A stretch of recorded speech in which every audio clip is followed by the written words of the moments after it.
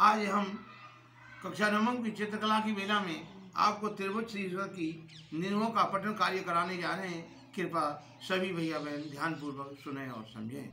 निर्मित एक त्रिभुज की रचना कीजिए जिसका परिणाम 11 सेंटीमीटर तथा तीनों भुजाओं का अनुपात 2:3:4 दिया हुआ है। रचना विधि। सर्वप्रथम भैया बहनों, हमने ये जो परिणाम के बराबर रेखा खींची 11 सेंटीमीटर, इसके बराबर एक रेखा कै और ख 11 सेंटीमीटर खींची।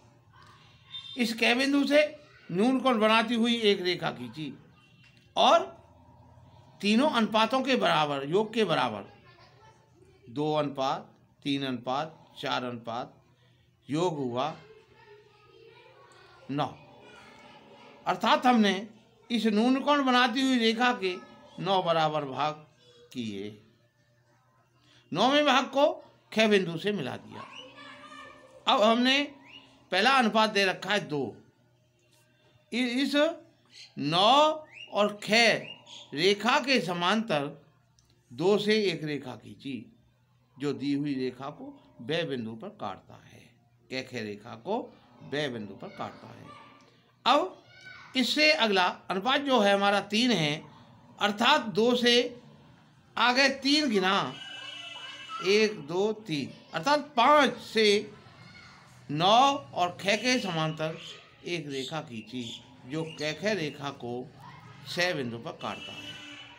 अब हमने ब को केंद्र माना और क तक की दूरी से प्रकाल में दूरी भर करके एक चाप लगाया ऊपर तक, और स को केंद्र माना, ख तक की दूरी से दूसरा चाप लगाया जो पहले चाप को, दिए हुए चाप को ए बिंदु पर काटता है। अतः ए एक अभिष्ट बिंदु होगा जो ए ब को मिलाएगा, ए स को मिलाएगा, अर्थात ए ब स एक अभिष्ट त्रिभुज होगा जिसका परिमाप 11 सेंटीमीटर होगा और भुजाओं का अनुपात 2:3:4 होगा।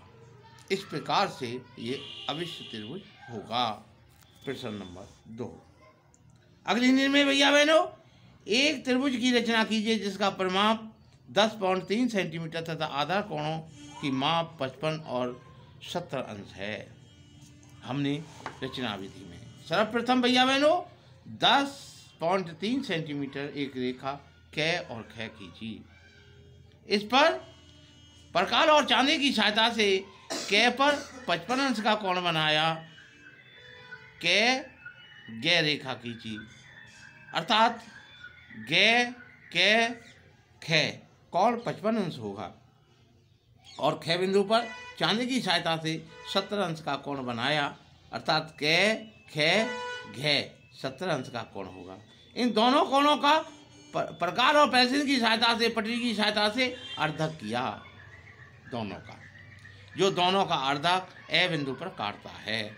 अब हमने ए अभिष्ट बिंदु होगा, इसी ए बिंदु से क ग रेखा के समांतर एक रेखा ए ब खींची और ए बिंदु से ही ख घ रेखा के समांतर ए स रेखा खींची, अर्थात ए ब को मिलाया, ए स को मिलाया, अभिष्ट त्रिभुज ए ब स होगा जिसके आधार कोण 55 अंश और 70 अंश होंगे तथा परिमाप 10.3 सेंटीमीटर होगा। इति सिद्धम।